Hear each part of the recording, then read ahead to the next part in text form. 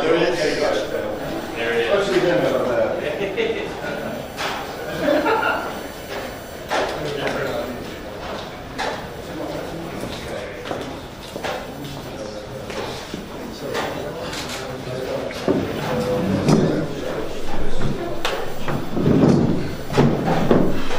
What's up? Thanks so much. Thank you. Oh, absolutely amazing. London so close to home, so many Irish people came out to support me. And then of course the London and England people, they're big boxing fans and big fight fans, so we always knew this stop was going to be a great stop. Conor, do you feel that over the 4 days that a lot of people feel like you won the 4 rounds? Do you feel like you managed to get over his skin during that time? I think it's look. It became something different than before, right? Like a battle, almost like a verbal type of battle, and people were scoring me, and I kind of wasn't really anticipating something like the way it was, something like that, back and forth. But I think if we are going to do that, then fuck it, let's do it. I smoked them 4 rounds. I think the first round on the first stop, they set me up. No music, no, told me nothing. Rolled in, got it together, handled it. And it went viral. The exchange with Senior in the back, the fuck you Sue. Who went viral there? That's a 10-9 to me. Toronto was a 10-7, he was dropped twice. Toronto was just a wipeout. Yesterday he was alright, yesterday he was good. I don't know what it was yesterday, we probably both needed a little bit of rest. I know it was a quick turnover. I don't know, it wasn't as, to be honest, actually, looking back on them images and all, you see them images I posted up, like, I know he threw the money at me, but I just cut him out, and now you just see his raining money, and I'm in a big fur coat, and then on that mad runway and all. These are iconic sporting images. They're not even sporting images, they're just iconic images. So, that was an amazing stop. I still think I won that. He was a little bit better on the tournament, and then tonight he got smoked again. So I think 4-0 is a fair one. 3-1 if you want to be generous, but we're not being generous here. This is a ruthless business, and I am the most ruthless. Lloyd, do you feel like you've got to know each other better over the last few days? Sorry? Do you feel like you've got to know each other better in the time you've spent together? Of course, you get that. I've never even met the man. Before we stepped on stage in LA, I've never even seen him face to face. So that was the first time. So of course I got to know a little bit about him.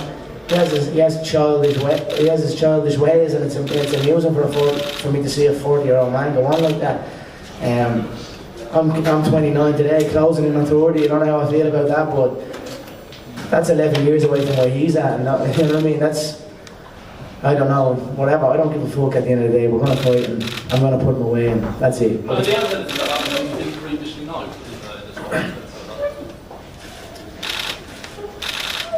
I don't really think about, I didn't really think about stuff like that. For me, when the fight gets closer, the face becomes blank. I don't see a face. It's just a head, and then a body type, a specific body type that moves in a specific way. So,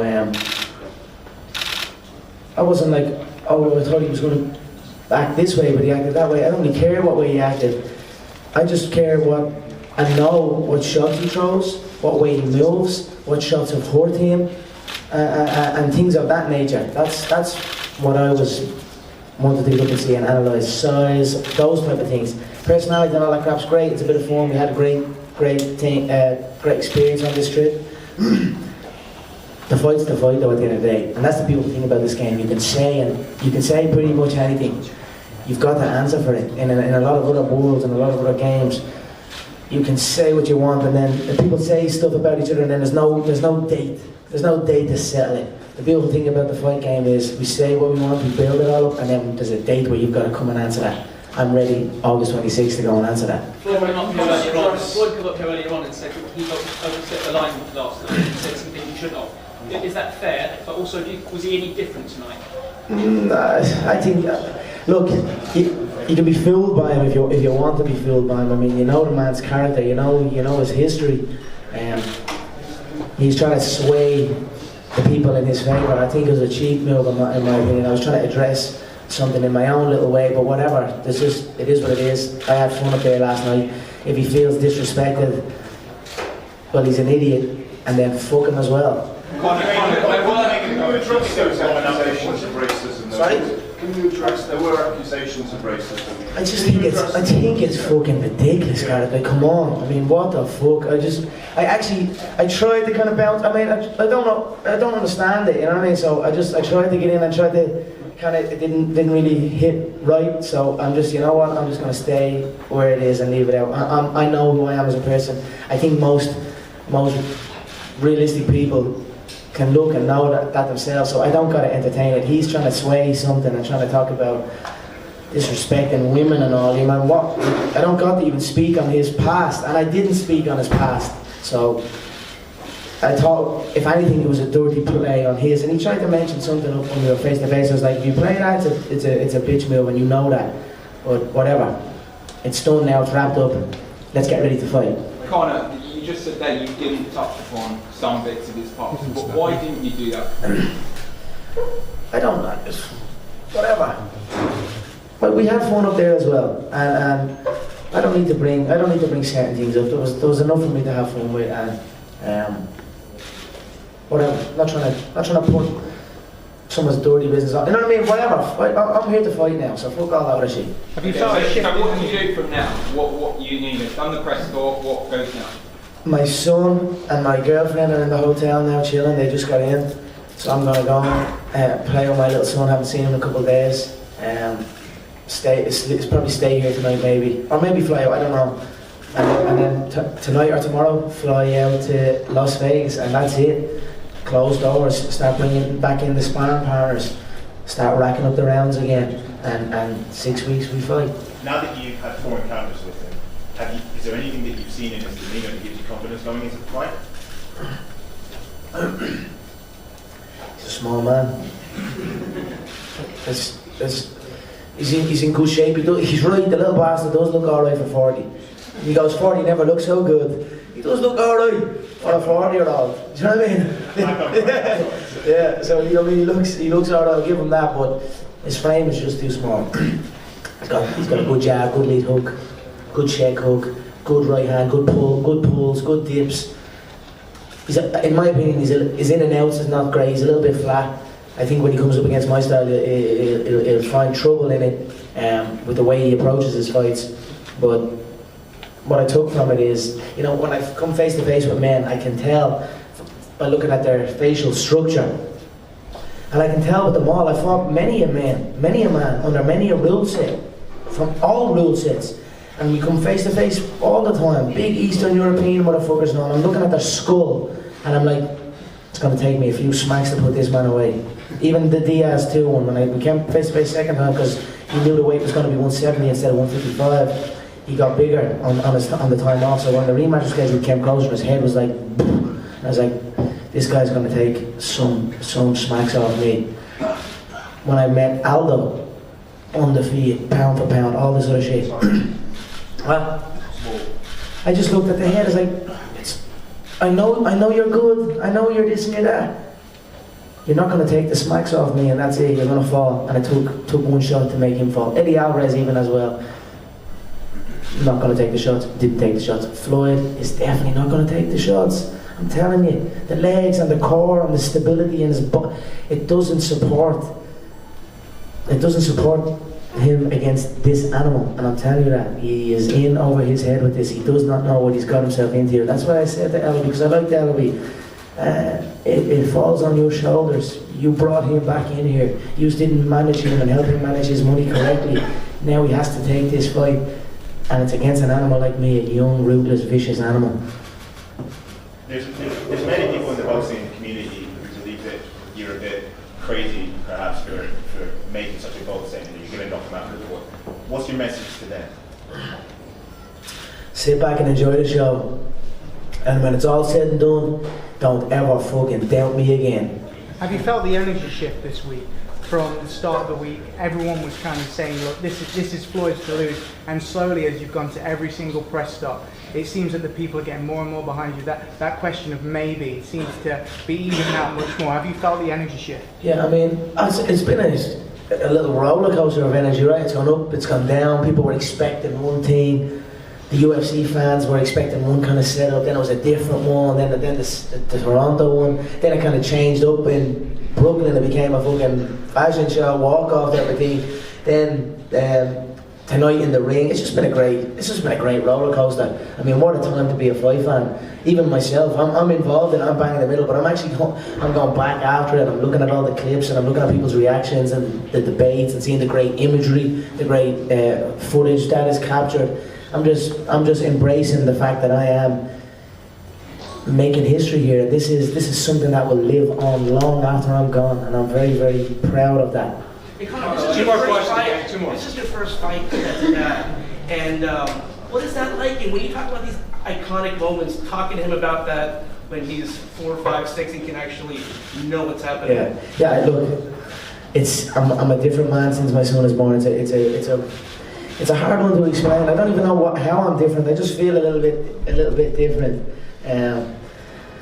I certainly have my son in my thoughts constantly. When I'm up on stage, I'm a little bit more thinking about things, whereas usually I just don't really think and just act, and then sometimes I enjoy what I've had to do, and then sometimes I regret what I've done. So I'm a little bit more of a thinking man now, I think.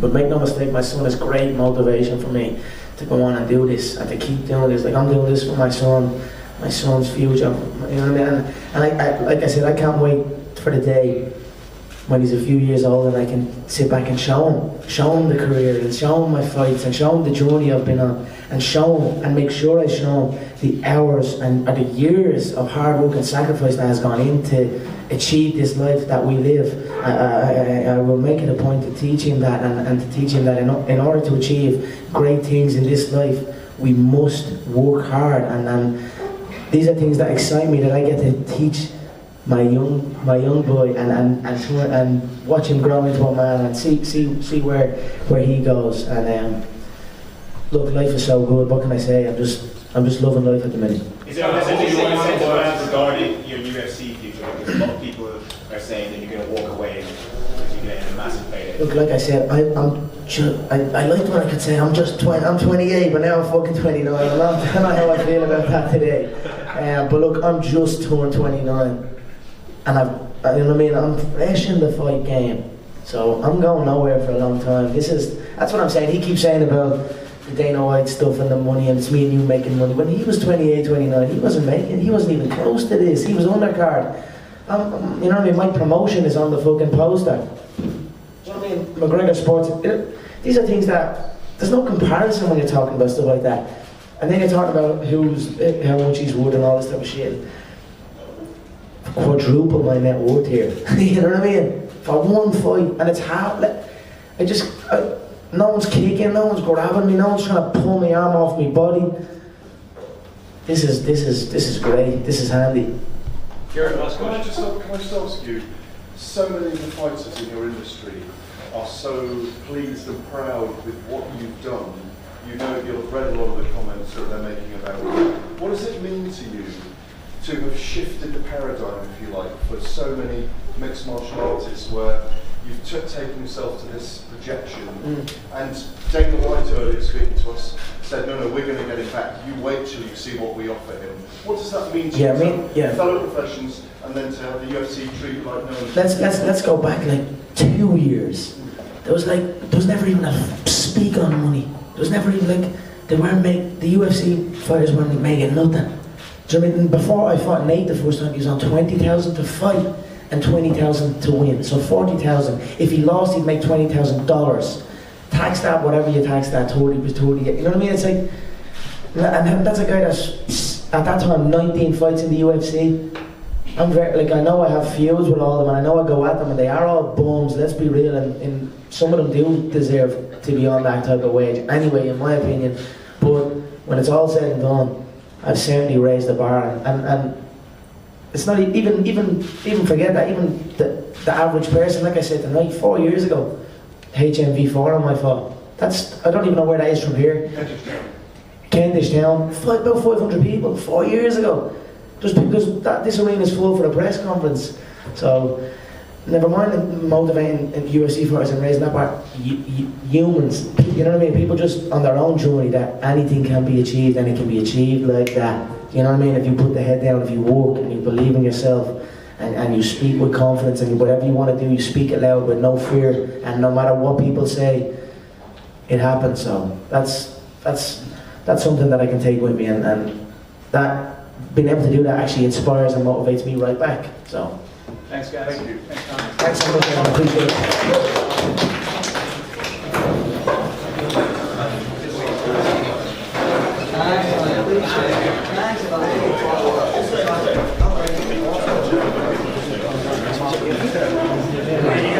My camera was just like going on the flash. He was like dying.